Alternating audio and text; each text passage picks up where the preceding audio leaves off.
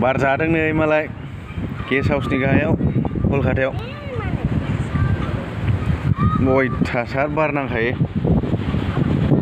फाग्लासो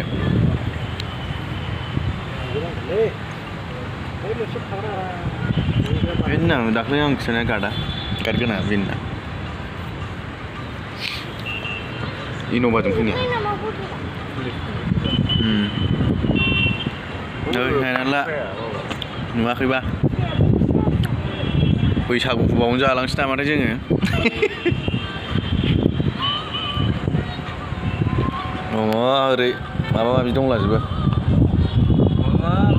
axis मल company बारखौ मोजां मोननानै नोंसोरो बारखौ मोजां मोनो चिकेन एन्ड फ्रेन्स